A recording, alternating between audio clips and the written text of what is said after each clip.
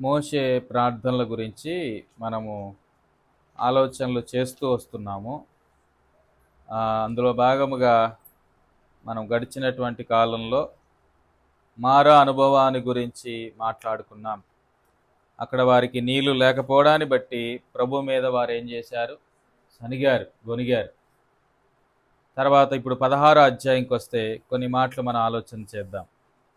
16వ అధ్యాయము మనం ఒక 3 వచనాలు చదువుదాం. తర్వాత అలాగ మనము ఆ అధ్యాయం అంతటిని కూడా ఆలోచన చేద్దాం. నిర్గమాకాండము 16వ అధ్యాయము మొదటి 3 వచనాలు అందరం కలిసి చదువుదాం. తర్వాత ఇజ్రాయేల్ సమాజమంతయును ఏలీము నిండు ప్రయాణమైపోయి వారు ఐగుప్తు దేశములో నుండి బయలుదేరి 2వ నెల 15వ దినమున ఏలీమునకు సీనాయికి మధ్యనున్న సీను అరణ్యమునకు వచ్చిరి. ఆ అరణ్యములో ఇజ్రాయేల్ సమాజమంతయు మోషే అహరోనుల మీద సనిగెను. ఇజ్రాయేలు మేము మాంసం వండుకొని కుండల యొద్ద కూర్చుండి తృప్తిగా ఆహారము తినినప్పుడు యెహోవా చేతి వలన ఎలా చావకపోతిమి? ఈ సర్వ సమాజమును ఆకలి చేత చంపుటకు ఈ అరణ్యములోనికి మమ్మును అక్కడ నుండి తోడుకొని వచ్చిత్రని వారితో అనగా, ఇక్కడ ఇజ్రాయేల్ ప్రజలు మోషే మీద, అహరోను మీద, దేవుని మీద సొనగడం ప్రారంభించారు. ఇది 3వ తిరుగుబాటు. ఒకటి, వారు ఐగుప్తులోంచి బయటికి వస్తున్నప్పుడు వెనక ఫరో సైన్యం వారిని తరుముతూ ఎదరేమో ఎర్ర సముద్రం కనబడ్డప్పుడు అక్కడ కూడా తిరుగుబాటు చేశారు దేవుని మీద. తర్వాత వారు విడుదల నొందిన తర్వాత, లేదంటే ఎర్ర సముద్రాన్ని దాటిన తర్వాత వారు 3 దినాలు ప్రయాణం చేస్తూ వచ్చి మారా దగ్గరకు వచ్చి ఆగారు. మారా నీళ్లు చేదుగా ఉండేసరికి అక్కడ తిరుగుబాటు చేశారు. అది 2వ తిరుగుబాటు. ఇదేమో 3వ తిరుగుబాటు. అక్కడేమో మేము త్రాగుటకు నీళ్ళేవి అని సనిగారు, ఇక్కడేమో మేము తినడానికి తిండేది అని సనుగుతున్నారు. ఒక విషయాన్ని మన క్రైస్తవ జీవితంలో ఎప్పుడు కూడా మర్చిపోకూడదు. దేవుని చేత నడిపింపబడ్డప్పుడు, దేవుడే మనల్ని నడిపిస్తున్నప్పుడు మన జీవితంలో ఏది తక్కువ కాకుండా ప్రభువే చూసుకుంటాడు. ఒకవేళ మోషే మాత్రమే ఇజ్రాయెల్ ప్రజలు నడిపించేవాడుగా ఉన్నట్లయితే వారు ఎర్ర సముద్రం అవతలే ఉండిపోయి ఐగుప్తుల చేతిలో ఇబ్బంది పాలయ్యేవారు. కానీ అక్కడ మోషేని ప్రభు అక్కడ నిలబెట్టుకున్నాడే తప్ప నడిపించిందంత ఎవరు? దేవుడు మాత్రమే. అందుకే మన విశ్వాస యాత్రలో దేవుని చేత నడిపించబడ్డానికి మనం ఇష్టపడాలి. దేవుని చేత నడిపించబడ్డప్పుడు అది కరువైనా సరే సస్యశ్యామలంగా, లేదంటే ఫలభరితముగా, మరలా లేదంటే ఇంకెంతో సారవంతంగా చేయగలడు. దేవుడు నడిపించేటప్పుడు దేవుడు ఎప్పుడు కూడా మనల్ని చంపడానికి చూడడు. ఇక్కడ చూస్తే ఇజ్రాయేల్ ప్రజలు ఎంత వారు ఘోరంగా దేవుని అర్థం చేసుకున్నారో ఏవండి. ఈ సర్వ సమాజమును ఆకలి చేత చంపుటకు దేవుడు ఒక సాడిస్ట్ లాగా వీరు చూస్తున్నారు. దేవుడేమి మనుషుల దగ్గర నుంచి సేవించే దేవుడు కాదు, దేవుడేమి మనుషుల్ని చంపే దేవుడు అంతకంటే కాదు. మనుషుల కోసం చావడానికి వచ్చాడు కదా మన యేసు ప్రభు వారు. ఆయన మనుషులు చంపే దేవుడు కాదు. దుర్మార్గుడు మరణము నందుట నాకు ఇష్టము కాదు, దుర్మార్గుడు తన దుర్మార్గతను విడిచిపెట్టి నన్ను వెంబడిస్తే నేను సంతోషిస్తానని చెప్పినటువంటి దేవుడు. సరే, ఇక్కడ ఇజ్రాయేల్ ప్రజలు అసలు వారి ముందు జరిగిస్తూ వచ్చిన లేదా వారి ముందు చేస్తూ వచ్చినటువంటి ఆశ్చర్య కార్యాలను బట్టి వారు ప్రభుకు కృతజ్ఞులై ఉండాలి, దేవునికి థ్యాంక్స్ చెప్పేవారిగా ఉండాలి, అడుగడుగున గడియన కూడా. కానీ వారు అలాగలేరు. ప్రతిసారి దేవుని శోధిస్తున్నారు. తలంపు ఏంటంటే అసలు దేవుణ్ణే వారు సరిగ్గా అర్థమో చేసుకోలేదు. దేవుణ్ణి అర్థం చేసుకోగలిగితే, దేవుని సామర్థ్యాన్ని అర్థం చేసుకోగలిగితే, దేవుని యొక్క నడిపింపును అర్థం చేసుకోగలిగితే వారు ఇలాగ సనిగేవారు కారు. మన విశ్వాస యాత్రలో కూడా రోజు రకరకాల పరీక్షలు మనం ఎదుర్కోవాల్సిందే. రోజు రకరకాల పరిస్థితుల గుండా మనం సాగాల్సిందే. ఈరోజు సమృద్ధిలో ఉండొచ్చు, ప్రభు మనల్ని పరీక్షించడానికే రేపు మనల్ని కరువులోకి కూడా తీసుకొస్తాడు. మనం ఎక్కడున్నప్పటికీ కూడా గుర్తుపెట్టుకోవాల్సింది ఏంటంటే, నేను సమృద్ధిలో ఉన్నా కరువులో ఉన్నా నన్ను నడిపించే దేవుడు నాతో ఉన్నాడు. ఆయన మనతో ఉన్నప్పుడు మనం ఎక్కడున్నామా అనేటువంటిది ఆలోచన చేయము. అసలు నాతో ప్రభు ఉన్నాడా లేదా అనేటువంటిది ఆలోచన చేస్తాం. ఎక్కడున్నాము అనే ఆలోచన చేస్తే నిరాశలు వస్తాయి, నిస్పృహలు వస్తాయి. ఏం జరిగిద్దో అనేటువంటి తలంపులు వచ్చినప్పుడు ఎంతో కృంగుదల మనల్ని ఆవరిస్తూ ఉంటుంది. కానీ నా దేవుడు నాతో ఉన్నాడు అనేటువంటి నిరీక్షణ, భరోసా మనకు కలిగి ఉన్నప్పుడు అసలు ఏ పరిస్థితులు కూడా మనల్ని ఏం చేయవండి, కదిలించవు. ఎంతో గొప్ప నమ్మకాన్ని మనం కలిగి ఉంటాం. ఈ యొక్క సనుగుడు అనేటువంటిది ఇది ఏమాత్రం కూడా మంచిది కాదు. అందుకే పౌలు అన్నాడు, సంశయములను సనుగులు మాని అంటాడు. అవి మానేయాలి. చాలాసార్లు మనము కూడా ఇజ్రాయేల్ ప్రజలకు ఏమి తీసుకుపోకుండా చాలాసార్లు ప్రభు దగ్గర సొనుగుతాం. వీరిలాగా భయంకరంగా కాకపోయినా ఏదో రకంగా సొనుగుతూనే ఉంటాం, ఇండైరెక్ట్గా అయినా సొనుగుతాం. సరే, ఇక్కడ ఇజ్రాయేల్ ప్రజలు సొనుగుడు అదొక కొరుకుడు పుండులాగా వ్యాపించిపోయింది. మొట్టమొదటిగా అందరూ సొనగలేదు. ఇక్కడ మనం చాలా స్పష్టంగా ఆ యొక్క వ్యత్యాసాన్ని చూడొచ్చు. ఏమని 2వ వచనంలో, ఆ అరణ్యంలో ఇజ్రాయేలుల సమాజమంతయు, ఇక్కడ ఆ పదం రాయబడింది, సమాజమంతయు అంటే ఒకరు కాదు, ఇద్దరు కాదు, అందరూ గొనగసాగినారు. మనము ఐగుప్తులోంచి వారు బయటకు వస్తున్న సమయంలో అక్కడ గొనిగారు. అక్కడ కొద్దిమంది గొనిగి ఉండొచ్చు. ఎందుకంటే అప్పటికే ఐగుప్తులో ప్రభు చేసిన కార్యాలను బట్టి కొంత దేవుడు అంటే భయమో, లేదంటే మోషే అంటే భయమో వారు కలిగి ఉండడాన్ని బట్టి అనుకుందాం ఇలాగా. కొంతమంది ఏమో గొనిగారు, ఇంకొంతమంది అలా ఆగారు, వేచి ఉన్నారు. తర్వాత మారా దగ్గరకు వచ్చేసరికి గొనుగుడు సంఖ్య కాస్త ఏమైపోయింది, పెరిగిపోయింది. అప్పుడు సగం మంది గొనిగితే ఇంకొంతమంది యాడ్ అయ్యారు.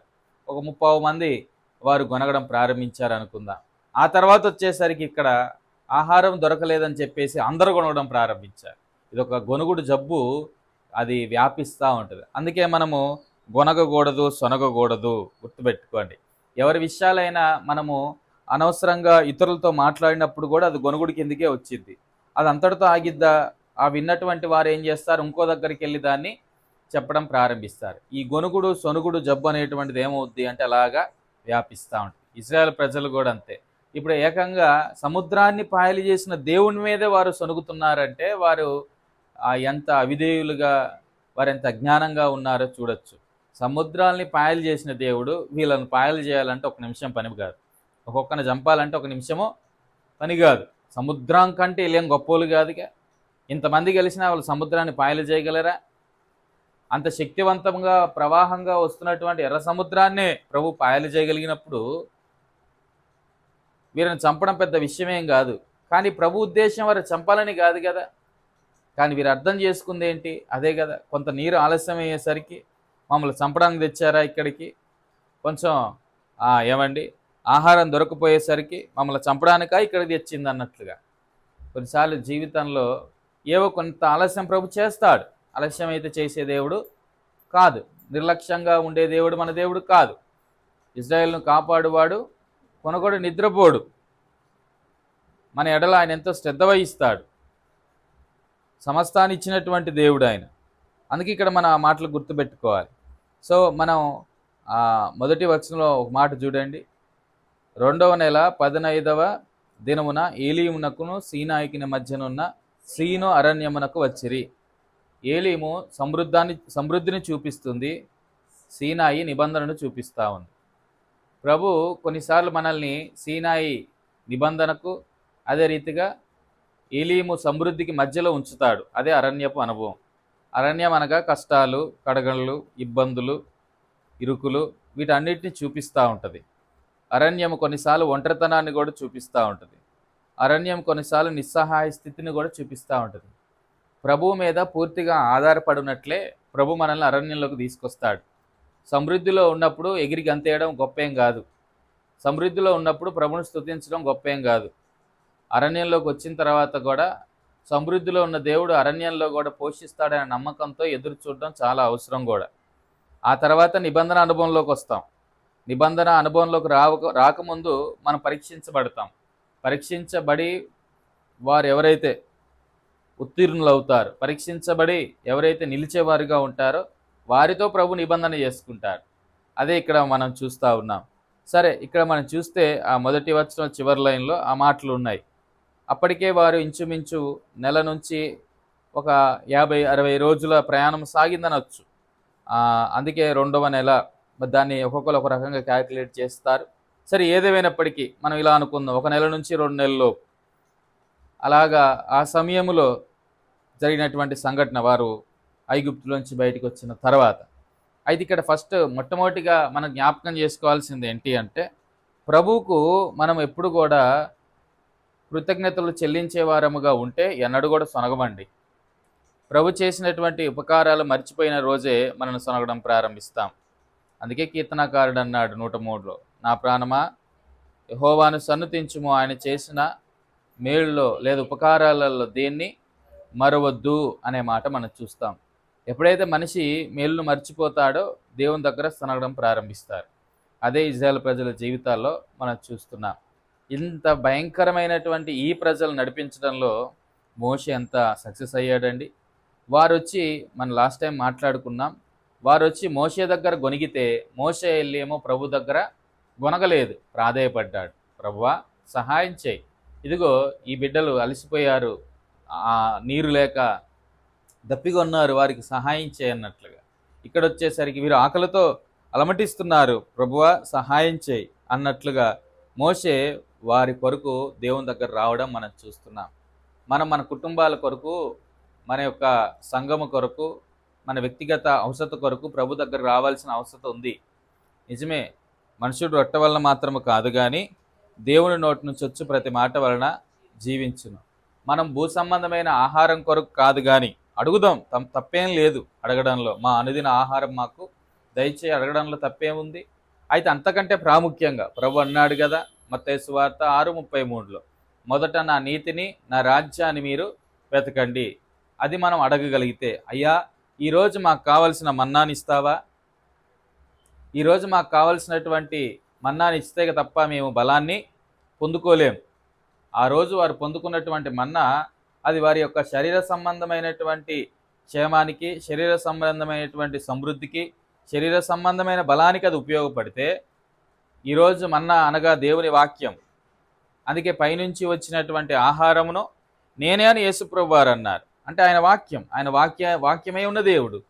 ఆదియందు వాక్యం ఉండెను, వాక్యము దేవుని వద్ద ఉండెను, వాక్యము దేవుడై ఉండెను అనే మాట మనం ఎరుగుదుము. ఆ వాక్యమే శరీరధారి అయి కృపా సత్య సంపూర్ణుడుగా మన మధ్య నివసించెను అనేటువంటి మాట యోహాను 1:14లో మనం చూస్తూ ఉన్నాం.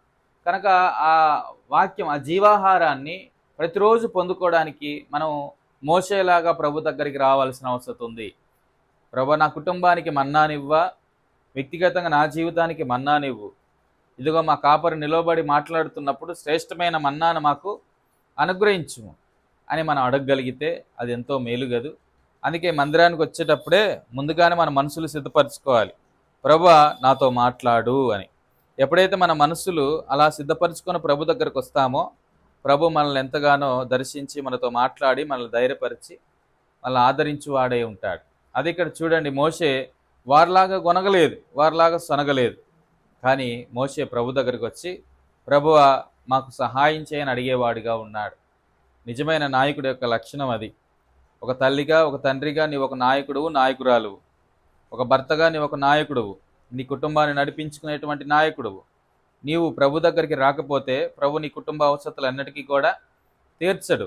ప్రభు దగ్గరికి రావాలి. నీ ఆత్మ సంబంధమైన అవసరత అనొచ్చు, నీ యొక్క శరీర సంబంధమైన అక్కర్లు అవ్వచ్చు, ఏవైనప్పటికీ కూడా క్రీస్తు యేసు మహిమైశ్వర్యంలో మన అందరి అవసరతలు, అది ఏ అవసరత అయినప్పటికీ కూడా ప్రభు తన సొంత చిత్తానుసారంగా వాటిని మనకు తీర్చివాడై ఉన్నాడు.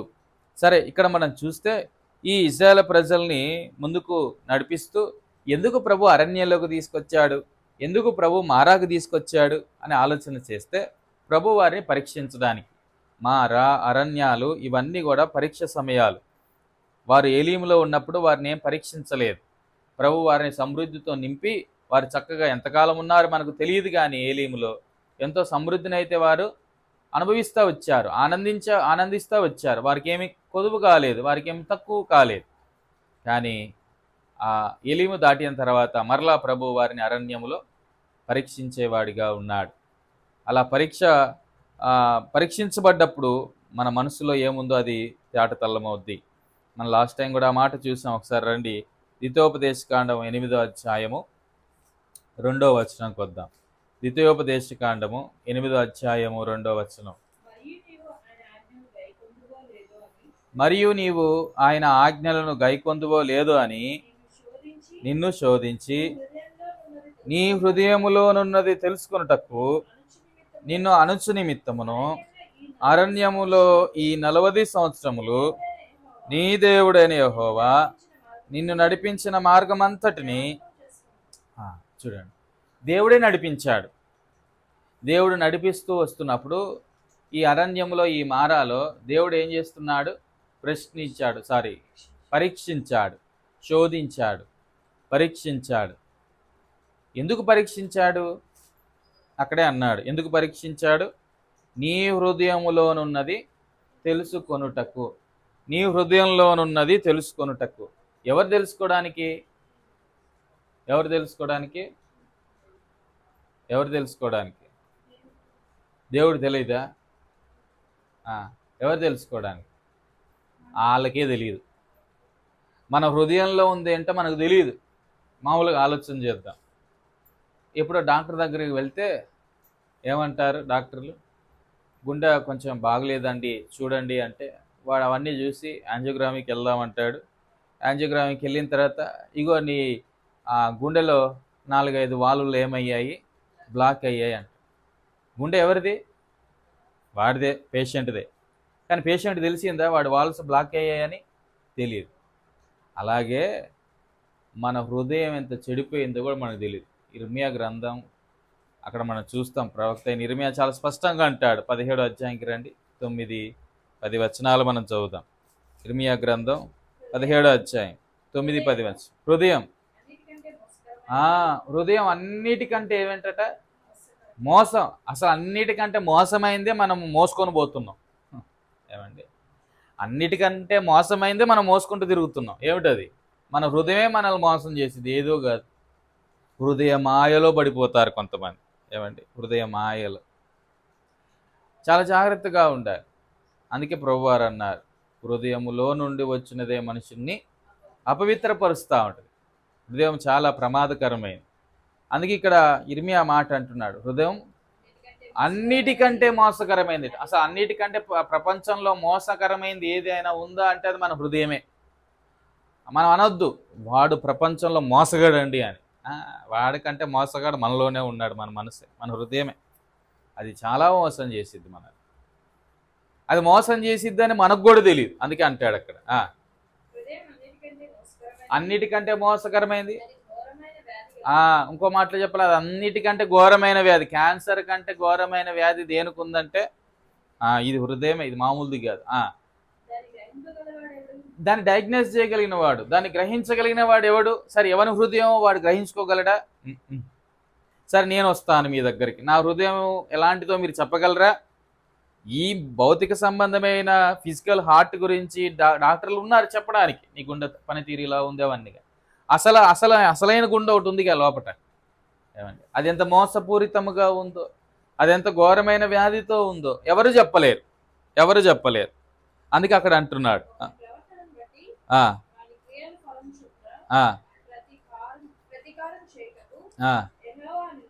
యెహోవాను నేను, అది ఈ హృదయాల్ని పరిశోధించేవాడు నేనే. ఆ పరిశోధన అంతా చేసి అంతరేంద్రములను పరీక్షించువాడను, న్యాయ విరోధముగా. 10వ వచనం సరిపోయేది, అక్కడ చాలు. ఆయన మన హృదయాలని, మన అంతరేంద్రియంలో ఏం చేస్తాడు? ఆయన పరిశోధిస్తాడు. పరిశోధించి మన ముందు పెడుతున్నాడు, ఇదిగోనయ్యా నీ హృదయం ఎట్టుంది అని. నీ హృదయం ఎంత ఘోరమైన వ్యాధితో ఉంది, నీ హృదయం ఎంత చెడిపోయింది. అది చూసినప్పుడు, అమ్మో ప్రభు, నా హృదయం ఎంత ఘోరంగా ఉంది ఏంటి అని అనుకొని మనం ప్రభు దగ్గరికి వచ్చి పశ్చాత్తాపడితే ప్రభు మనకు శుద్ధ హృదయం ఇస్తాడు. అదే కాదు, దావీదు ఏమనుకున్నాడు? నా హృదయాన్ని ఎవడు చూస్తాడులే అనుకున్నాడు. నేను చేసిన ఏదో గొప్ప కార్యం అన్నట్టుగా తాను ఏం చేసుకుంటున్నాడు? కనపరుచుకున్నాడు. తన దగ్గర నమ్మకంగా పనిచేస్తున్నటువంటి ఆ ఊరియా భార్య అయినటువంటి బత్షెబతో ఏం చేస్తా ఉన్నాడు? బత్షెబా. ఏమండి, బత్షెబాతో ఏం చేస్తున్నాడు? పాపం చేసినాడు.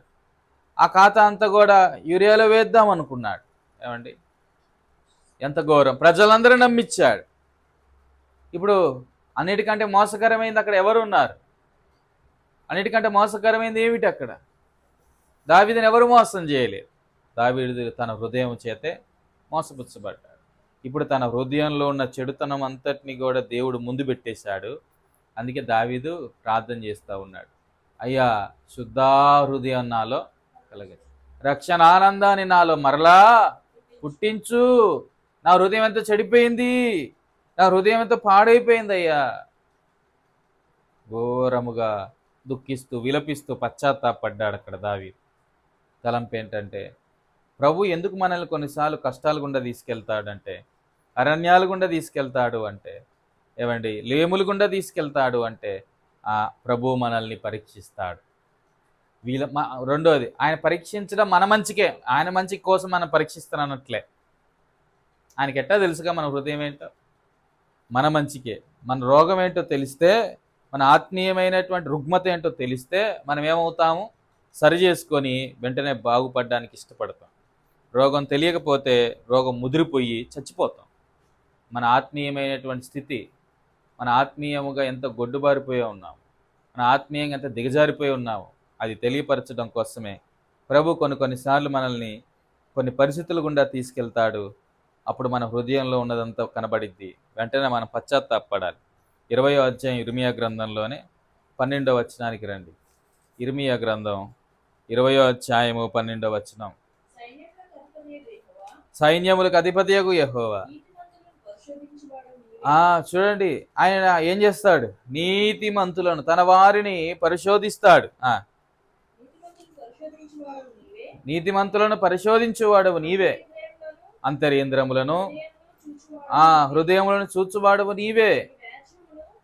నా వ్యాజ్యము నీకే అప్పగించుచున్నాను, నీవు వారికి చేయి ప్రతిదండను నేను చూతునుగా. ప్రభు దగ్గరికి రావాలి, మనం ఆయన దగ్గరికే రావాలి. ప్రభు, ఈనాడు నా హృదయం ఎలా ఉందో నాకు చూపించవా, హృదయం ఎలా ఉందో నాకు చూయించు. నా అంతరేంద్రములు నా హృదయమును చూచేది నువ్వు మాత్రం, ఎవరు చూడలేరు. నాకు నేనుగా చూసుకోలేను, మీరు నా హృదయాన్ని చూడలేరు, మరెవరు కూడా మన హృదయాల్ని పరీక్షించలేరు. ప్రభు మాత్రమే పరీక్షిస్తాడు. గనక మనం ప్రభు దగ్గరికి వెళ్ళి, ప్రభువా ఇదిగో ఈ నా హృదయం ఎలా ఉందో చూడవా ఈ అరణ్యంలో, ఒకవేళ నా హృదయం నీ మీద గొనుగుతుందేమో సొనుగుతుందేమో అని అడగగలిగితే ఎంత బాగో. నేను ఎలా అనుకుంటాను, ఏమండి మిగతా వాళ్ళందరూ గొనిగినప్పుడు మోషే అహరోన్లు వారు కూడా కొనగాలి కదా, వారు కూడా సొనగాలి కదా, వారికి ఆకలి అవుతుంది, వారికి దాహం వేస్తుంది. కానీ వాళ్ళ హృదయాలను చూసుకుంటూ ఉన్నారు. ఎక్కడైనా నా హృదయంలో దేవుని మీద ఆయాసకరమైనటువంటి విషయాలు ఉన్నాయా, ఎక్కడైనా నా హృదయంలో దేవుణ్ణి నేను ప్రశ్నించేవాడిగా ఉన్నానా అని వారు పరీక్షించుకోవడాన్ని బట్టి ఆ పరీక్షలో వారు నెగ్గిన వారై ఉన్నారు. రెండోది, వారు శ్రమల్లో ఆనందించువారై ఉన్నారు. యాకోబు రాసిన పత్రిక 1వ అధ్యాయము 2వ వచనంలో ఆ మాట మనం చూస్తాం. అరణ్యాల గుండా మారాల గుండా సాగుతున్నప్పుడు నీవు నేను ఆనందించడం నేర్చుకోవాలి. అన్నీ మరి చక్కగా ఉన్నప్పుడు ఆనందించడంలో గొప్ప విషయం ఏం లేదు, కానీ కష్టాల్లో కూడా ఆనందించడం నేర్చుకోవాలి కదా. రెండవ మాట చదవండి, యాకోబు 1వ అధ్యాయము 2వ వచనం. నా సహోదరులారా, మీ విశ్వాసమునకు కలుగు పరీక్ష అది ఓర్పును పుట్టించునని ఎరిగి మీరు ఏ రకమైన శోధనలైనా నానా విధములైన శోధనలు పడేటప్పుడు అది గొప్ప ఆనందం అని ఎంచుకోవాలట. మనం గొప్ప ఆనందంగా భావించాలి. ఏది శ్రమల గుండా శోధనల గుండా సాగుతున్నప్పుడు ఎంత గొప్ప ఆనందమో, ఎంత గొప్ప భాగ్యం దొరికింది, ఇప్పుడు నేను ఈ పరీక్ష పాస్ అవ్వాలి అనేటువంటి, ఈ పరీక్ష నెగ్గాలి అనేటువంటి గొప్ప ఆనందంతో మనం ముందుకు వెళ్ళేవారమై ఉండాలి. సో ప్రభు మనల్ని అరణ్యాల గుండా సాగిస్తున్నప్పుడు మోషే మనసు ఇలాగే ఉంది, సందేహమే లేదు. మోషే ప్రభు చేసినటువంటి కార్యాలు తలపోసుకుంటూ కృతజ్ఞుడై ఉన్నాడు ఇక్కడ. అంత మాత్రమే కాకుండా మోషే తీసుకొచ్చినటువంటి దేవుడు, మమ్మల్ని ఇక్కడ తీసుకొచ్చినటువంటి దేవుడు మమ్మల్ని చంపడానికి కాదు, మమ్మల్ని బ్రతికించడానికే అనేటువంటి దృఢమైనటువంటి నిశ్చయతతో ఉన్నటువంటి వాడై ఉన్నాడు. మోషే తన హృదయాన్ని కూడా పరీక్షించుకుంటున్నాడు. నిజమే, ఈ సమయంలో నా హృదయం ప్రభు మీద ఏమైనా ఆయాసపడుతుందా అన్నట్లుగా వారిలాగా అతడు సొనగలేదు, కానీ తన హృదయం తనను మోసపుచ్చకుండా తన హృదయాన్ని దేవుని మేలులతో వాక్యంతో నింపుకున్న వాడై ఉన్నాడు. ఇజ్రాయెల్ ప్రజలు ఆ విషయంలో విఫలమయ్యాడు.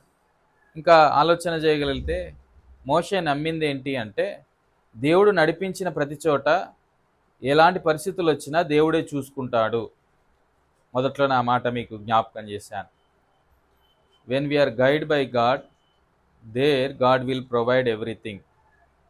మనం ఎక్కడైతే ఏ చోటుకైతే దేవుని చేత నడిపించబడుతున్నామో, అది అరణ్యం అవనివ్వండి, ముందున్న మారా అనుభవాన్ని అవనివ్వండి, ఎక్కడైనా సరే దేవుడు ఆయనే సమస్తాన్ని సమృద్ధిని అనుగ్రహించే దేవుడు. దీనికి ఒక మంచి రెఫరెన్స్ మనం చూడాల్సి వస్తే యెషయా గ్రంథం 58వ అధ్యాయం 11వ వచనానికి రండి. యెషయా గ్రంథం 58:11.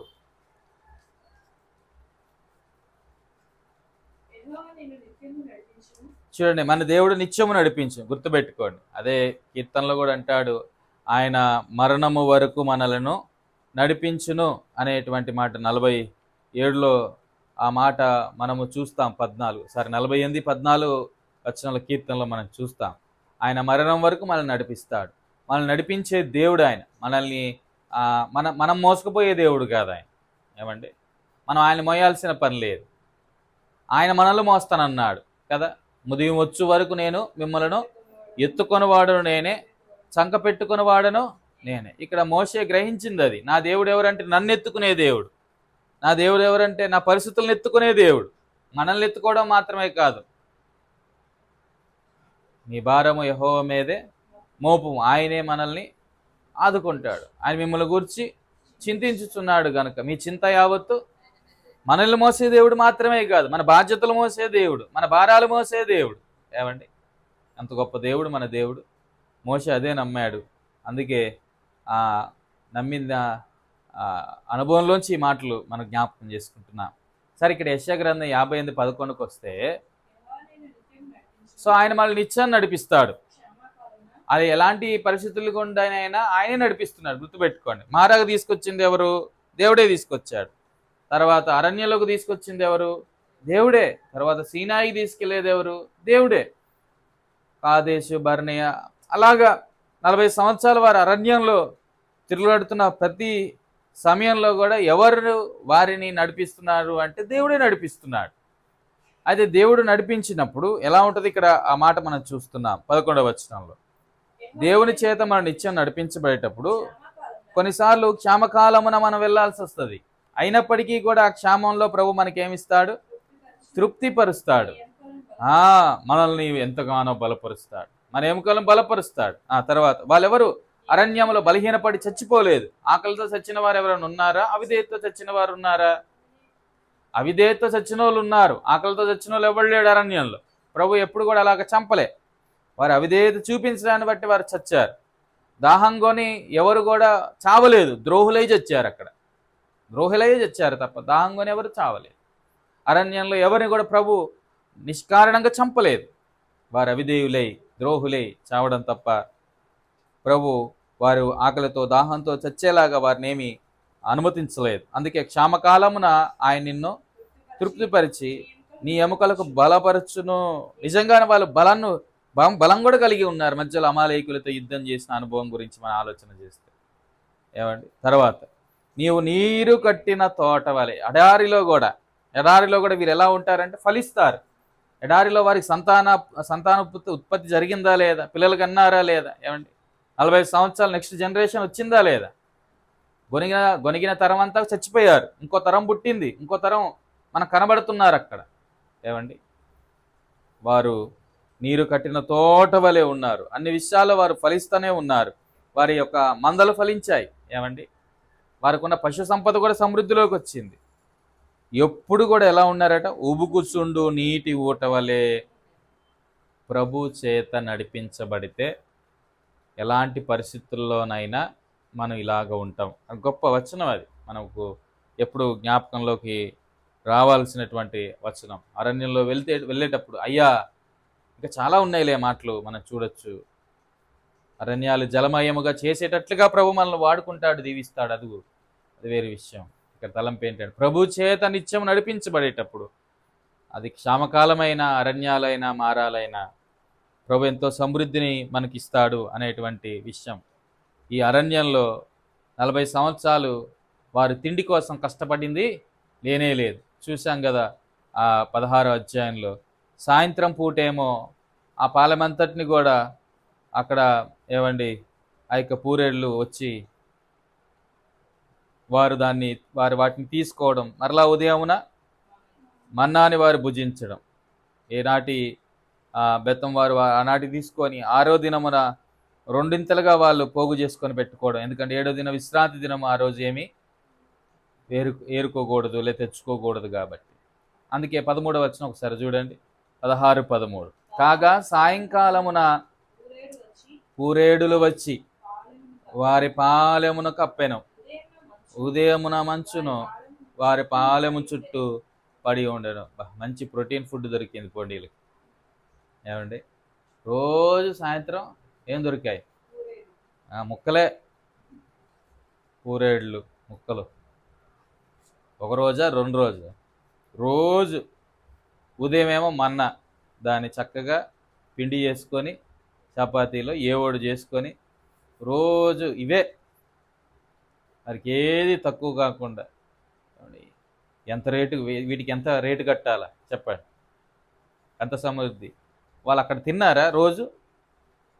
ఐగుప్తులో తినలేదు. కానీ ప్రభు, అందుకిందాక ఆ మాట మనం చూస్తూ ఉన్నాం 58:11 యెషయా గ్రంథంలో. గునిగారు, సొనిగారు, కొంచెం ఆగుంటే. కానీ వారి మనసులో ఉన్నదంతా బయట పెట్టాలి కదా ప్రభు. బయట పెట్టాడు. ఎంత ఘోరమైన మనసు వాళ్ళది. తిండి లేదని గొనిగారు, నీరు లేదని గొనిగారు, ఆలస్యమైందని గొనుగుతున్నారు. ప్రతిదానికి గొనగడమే తప్ప ఆ ప్రభువుని స్తుతించి, ప్రభువుని మహింపరిచి, ప్రభువును గణపరిచేటువంటి వారుగా లేరు. కానీ ఇక్కడ చూస్తే మోషే వారి విషయం ఎంతో శ్రద్ధ వహించి, అయ్యా నా పిల్లలకు, లేదా నువ్వు నడిపిస్తూ వచ్చినటువంటి ఈజ్రాయేలు సర్వ సమాజానికి ఆకలి కొని ఉన్నారు, మన్నాను కురిపించవా? మన్నాను కురిపించి ప్రభువా నీ సహాయం దయచేయవా? అందుకే ఆ మాట మనం గుర్తుపెట్టుకోవాలి. దేవుడు ఎక్కడికైతే మనల్ని నడిపిస్తున్నాడో అక్కడ తప్పకుండా దేవుడు సమృద్ధినిస్తాడు. దేవుడు మనల్ని విడిచిపెట్టే దేవుడు ఎంత మాత్రము కూడా కాదు. సో దేవునికి ఆయాసకరంగా మనం ఎన్నడూ కూడా మనం గొనగకూడదు, సొనగకూడదు. ఇక్కడ ఒక విషయాన్ని గుర్తుపెట్టుకోండి, దేవుని దాసులకు లోబడ్డం మనం నేర్చుకోవాలి. క్రైస్తవ జీవితంలో విధేయత అనేటువంటిది చాలా ప్రాముఖ్యం. విధేయత అనేటువంటిది చాలా ప్రాముఖ్యం. మొట్టమొదటిగా మన పరిశుద్ధాత్మకు విధేయులమై ఉండాలి. పరిశుద్ధాత్ముడు మనల్ని వాక్యమునకు విధేయులై ఉండునట్లును, తండ్రి అయిన దేవునికి విధేయులై ఉండునట్లుగా పరిశుద్ధాత్ముడు మనల్ని ఏం చేస్తూ ఉంటాడు? ప్రేరేపిస్తూ ఉంటాడు, ప్రోత్సహిస్తాడు, నడిపిస్తాడు కూడా. సో ఆత్మదేవునికి విధేయులై ఉండడాన్ని బట్టి ఇప్పుడు మనలో ఆయనే ఉన్నాడు. కుమారుడైన క్రీస్తు మన దగ్గర ఉన్నాడా? ఇప్పుడు లేడు. తండ్రి అయిన దేవుడు ఉన్నాడా? లేడు. ఆత్మరూపిగా ఇదిగో ఆయన మనలో ఉన్నాడు, పరిశుద్ధాత్మ దేవుడు.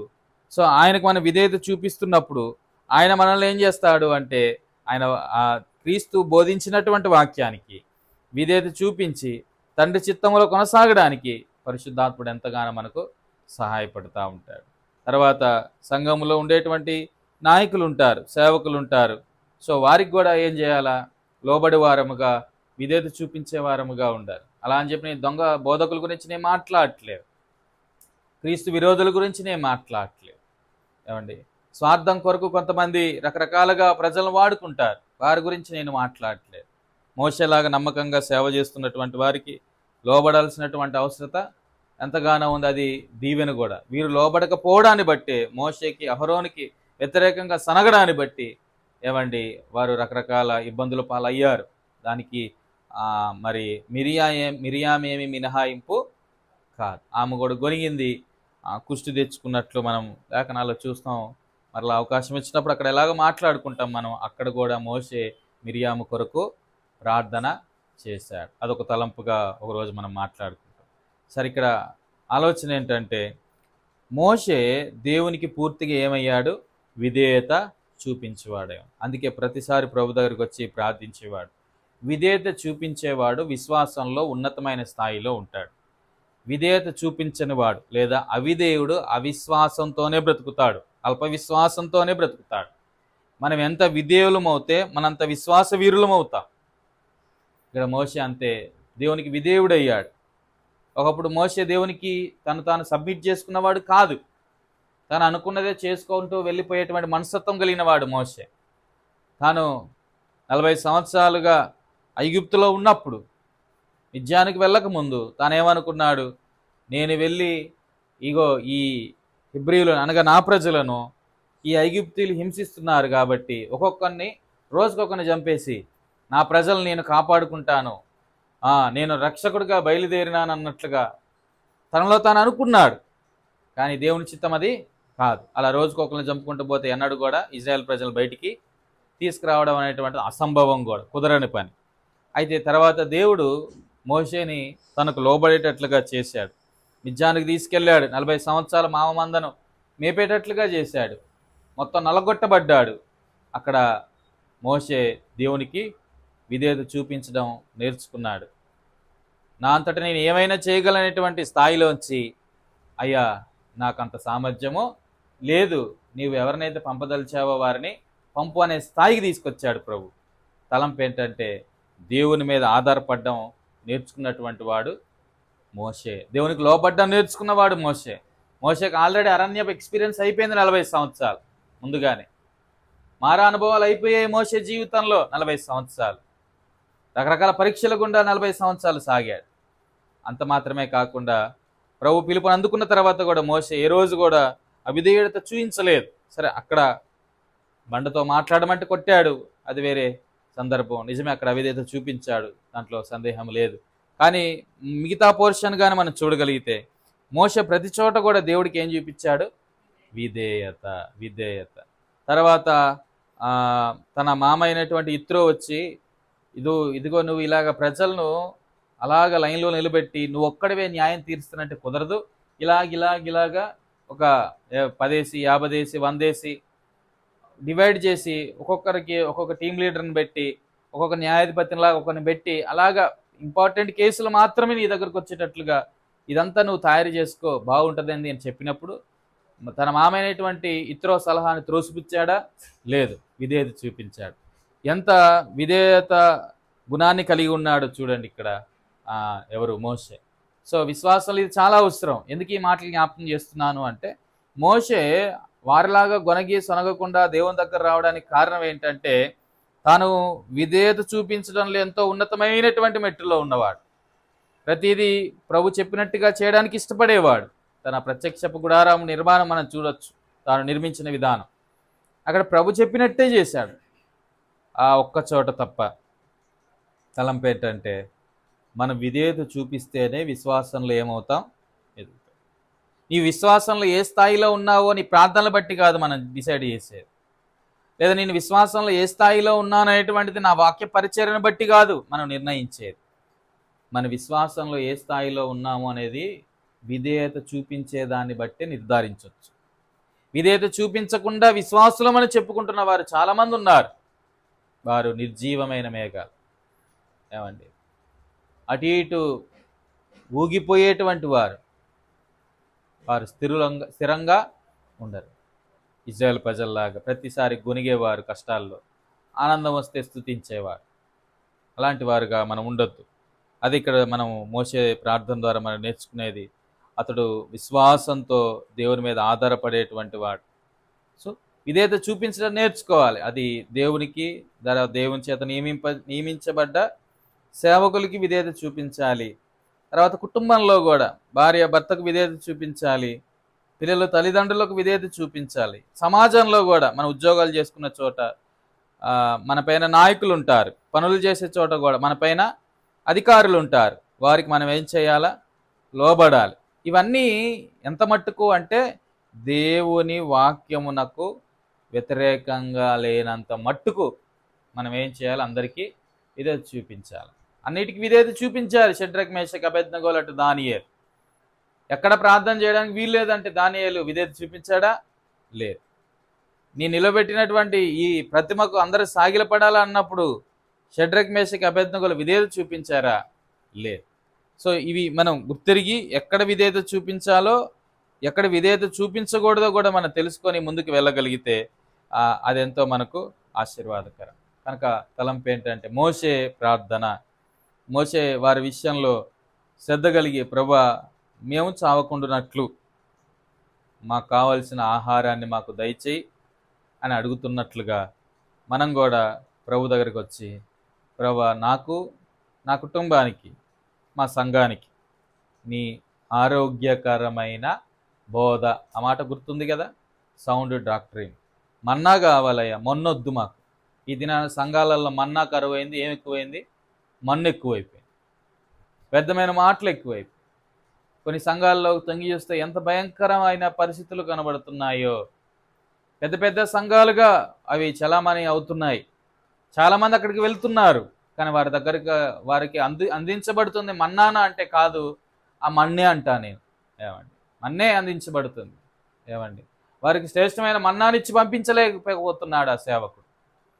ఈ మధ్య ఒక వీడియో చూశాను, ఎంత భయంకరంగా ఉన్నాయి ఆ దినాలు అంటే. ఒక ఆయన అంటే ప్రజలు ఎంత మోసపుచ్చబడుతున్నారో, వెళ్ళడం కూడా అక్కడికే వెళ్తారు. మరి అదేంటో. ఏమండి, ఆయనలో అభిషేకం ఉందట. మీరు చూసారో లేరో ఆ వీడియో. ఆయనలో ఉన్న అభిషేకాన్ని అక్కడే చిన్న పాప కూర్చుంటే రా అని చెప్పాడు స్టేజ్ మీదకి. ఆమెలో పైకి వచ్చిన తర్వాత, ఇదిగో చూడండి నా అభిషేకాన్ని ఈమెలోకి పంపిస్తున్నాను అన్నాడు. సరే, ఏదో పంపించాడు. ఇది ఎట్టు వెళ్ళిందో మరి, ఈయన దగ్గర అభిషేకం ఎక్కడి నుంచి వచ్చిందో మరి, ఆ అభిషేకం ఏ అభిషేకం వెళ్ళిందట ఆ పిల్లలోకి. తర్వాత అమ్మాయిని కుర్చీలో నిల్చోబెట్టాడు. కుర్చీలో నిల్చోబెట్టి, ఇప్పుడు మీలో ఎవరికైనా రోగాలు ఉన్నాయా, బలహీనతలు ఉన్నాయా, రండి అన్నారు. అప్పుడే వచ్చారు ఒక 4-5. ఏమండి, వచ్చి వరుస పెడతా ఉన్నాడు. ఒక ఆమె, పెద్ద ఆమె వచ్చి ఉంది. ఈమె మరి చిన్నపిల్ల కదా, ఆమె నిల్చోబెట్టారు కుర్చీలో. నిల్చోబెట్టి ఈమె దగ్గర తీసుకొచ్చి ఈమె కళ్ళల్లో కళ్ళు పెట్టి చూడమంటే ఆ అమ్మాయి కళ్ళు పెట్టి చూసి, తగ్గిపోయిందా నీకని అడుగుతున్నాడు ఈ సేవకుడు. ఆమె అంటా, తగ్గిపోయింది. ఏం తగ్గిపోయిందంటే తలనొప్పి తగ్గిపోయింది. అప్పటిదాకా తలనొప్పి ఉందట, తలనొప్పి తగ్గిపోయింది అంటే చూడండి. అప్పుడు ఆయన అంటాడు, చూసారా నాలో ఉన్న అభిషేకం ఈమెలోకి వెళ్ళింది, ఈమెలో ఉన్నటువంటి అభిషేకం ఇప్పుడు అది స్వస్థపరిచే వరంగా మారి ఆయన వరుసగా అందరం పెట్టి తీసుకొచ్చాడు. ఇదంతా పెయిడ్ ఆర్టిస్టులు. ఇప్పుడు ప్రజలకు తెలియక ఏం చేస్తున్నారు అంటే, నిజమే ప్రభు కార్యం చేస్తాడు, చచ్చిపోయిన వాళ్ళు కూడా ప్రభు బ్రతికిస్తాడు. ఏమండి, యేసుప్రభు వారు భూమి మీద ఉన్నప్పుడు చనిపోయిన వారిని బ్రతికించలేదా? అది కాదు ప్రాముఖ్యం, వాక్యం ప్రాముఖ్యం. అది అవసరమైతే ఇస్తాడు, ఆరోగ్యం ఇస్తాడు, ఉద్యోగాలు ఇస్తాడు, పెళ్ళిళ్ళు చేస్తాడు. ఇజ్రాయెల్ ప్రజల్లాగా తిండి కోసమో నీటి కోసమో గొనిగే వరంగా ఉండకూడదు. ఇప్పుడు ఏం నేర్పిస్తున్నారు వీళ్ళకి? ఇదే అడగండి మీరు. ఏమడగండి? మన్నా అడగండి, ఇంకేమడగండి? నీరు అడగండి. ఇవే అడుగుతున్నారు తప్ప, ఏమండి ఆహారం మాకు లేదు, చచ్చిపోతున్నాం, ఇవి అడగమంటున్నారే కానీ అయ్యా నీ నడిపింపు మాకిమ్మని అడిగే రీతిలో విశ్వాసులను సిద్ధపరచడంలో విఫలమవుతున్నారు. తలంపు ఏంటంటే, మనం కొంత సార్వత్రికంగా కూడా ఆలోచన చేస్తూ, ప్రభా సార్వత్రికమైన సంఘాలలో మన్నా కరువైపోయింది, సత్యవాక్యం కరువైపోయింది, ఆరోగ్యకరమైన బోధ కరువైపోయింది. అందుకే ఆశీర్వాదాలు వెనక ప్రజలు పరిగెడుతున్నారే తప్ప, అయ్యో విధేయత చూపించి నిత్యత్వమునకు మనం సిద్ధపరచుకోవాలనేటువంటి ఆశ తక్కువైపోతున్నట్లుగా చాలా స్పష్టంగా మనం చూస్తున్నాం. కనుక సీరియస్గా మనం మోషేలాగా అడుగుదామా? అయ్యా, మనం ఆ కోణంలో అడుగుదాం. అయ్యా, నా ప్రజలు ఆరోగ్యకరమైన బోధ లేక చస్తున్నారు. వాటిని ఆరోగ్యకరమైన బోధ అందించవలసినటువంటి దైవజనులు కూడా సరైన రీతిలో లేకపోవడాన్ని బట్టి, నీకు విధేయత చూపించకపోవడాన్ని బట్టి, అందించాల్సిన రీతిలో వాక్యం అందించక వారిని పోషించాల్సిన రీతిలో పోషించలేకపోతున్నారు. ఈనాడు మా క్రైస్తవ సంఘాల పరిస్థితి బలహీనముగా బక్క చిక్కిపోయి, ఎదిరించలేని వారుగా శత్రు శోధనను, అపవాదితో పోరాడలేని వారుగా చాలామంది బలహీనులుగా ఉన్నారు. ప్రభువా, మా స్థానిక సంఘంలో జ్ఞాపకం చేసుకుంటూనే మా సార్వత్రిక సంఘాన్ని కూడా జ్ఞాపకం చేసుకొని ప్రతిరోజు మమ్మల్ని శ్రేష్టమైన మన్నాతో పోషించు. మేము మా కుటుంబం చక్కగా నీలో ఎదుగునట్లుగా ప్రభు, మేమెక్కడ కూడా ఆత్మీయంగా చనిపోయేవారముగా ఉండకుండా మీ కృపలో మమ్మల్ని జ్ఞాపకం చేసుకోవా అని మనం ప్రభువుని అడగగలిగితే, ప్రభు నమ్మదగినవాడు. ఆ రీతిగా మనము ప్రార్థన చేసుకోవాలి. ఇక్కడ ఒక మాట మనం చూస్తాం సార్దీసు సంఘంలో. వాళ్ళు ఏమనుకుంటున్నారు? 3వ అధ్యాయం ప్రకటన గ్రంథంలో ఈ మాట ఒకసారి చూసి మనం ప్రార్థనలోకి వెళ్దాం.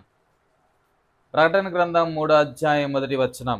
సార్దీసులో ఉన్న సంఘపు దూతకు ఇలాగు వ్రాయము, 7 నక్షత్రములను దేవుని 7 ఆత్మలు గలవాడు చెప్పు సంగతులేమనగా, నీ క్రియలను నేనెరుగుదుము. ఏలయనగా ఏమనగా జీవించుచున్నావన్న పేరు మాత్రం ఉన్నది కానీ నీవు ఆత్మీయమైనటువంటి శ్రేష్టమైనటువంటి మన్నా లేకపోతే ఎంతటి సంఘమైనా పేరుకైతే అది ఎలా ఉంటుందట, జీవించినట్లుగానే కనబడిద్ది కానీ ఆ సంఘం ఏం సంఘం? మృతమైన సంఘం, మృతమైన సంఘం. కనుక ప్రభువును మనం అడగాలి, ప్రభువా మేము మా కుటుంబాలు నువ్వు ఇచ్చినటువంటి మా సంఘము, మా స్థానిక సంఘాలు, సాత్విక సంఘము ప్రభువా శ్రేష్టమైన మన్నాతో భుజింపబడి ఆరోగ్యకరమైనటువంటి బోధ కిందకి రాగలుగున్నట్లు నీ సహాయాన్ని దయచేవా. బోధించేవారు అలా బోధించగలుగునట్లు నీ కృపనిమ్ము. చస్తున్నారయ్యా వాక్యం లేక. ఈరోజు నీకు వాక్యం సమృద్ధిగా ఉన్నదాన్ని బట్టి నువ్వు ఆనందిస్తూ అక్కడే ఉండిపోకుండా అసలు వాక్య సమృద్ధి లేకుండా చేస్తున్న వారి పరిస్థితి ఏంటి? వాళ్ళని చూస్తున్నప్పుడు కొన్నిసార్లు నాకెంతో బాధేస్తూ ఉంటుంది. మనం మోసేలాగా ప్రభువా నా ప్రజలు చస్తున్నారు, మరి శ్రేష్టమైనటువంటి బోధ, దాన్ని ఏమంటారు? సౌండ్ డాక్ట్రిన్ అని అంటారు, తెలుగులో ఏదో అంటారు చూడండి. ఆరోగ్యకరమైన బోధ అని మన ఫుట్ నోట్లో కనబడిద్ది కానీ సద్బోధ అంతేనా? ఆ బోధ ఎక్కడ కనబడిద్ది? మొదటి అధ్యాయంలో కూడా ఉంటుంది. తిమోతికి రాసిన మొదటి పత్రిక 1వ అధ్యాయం ఆ మాట మనకు కనబడిద్ది. కింద ఫుట్ నోట్లో ఆరోగ్యకరమైన బోధ ఉంది కానీ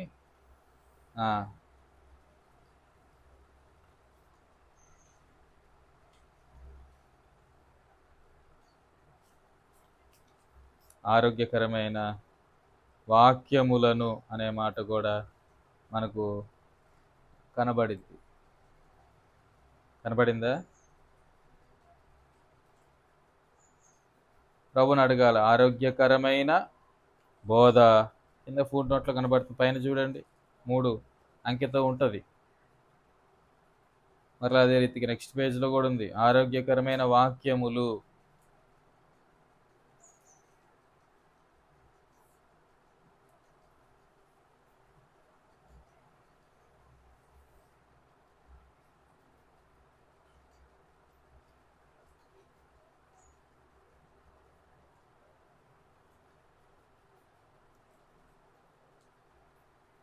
దొరకలేదా?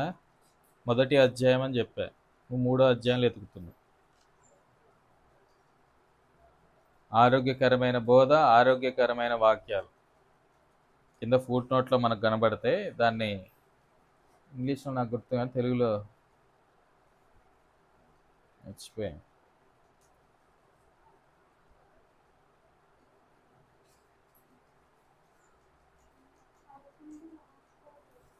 పదకొండు హితబోధ ఏమనుంది? హితబోధ. అలాగే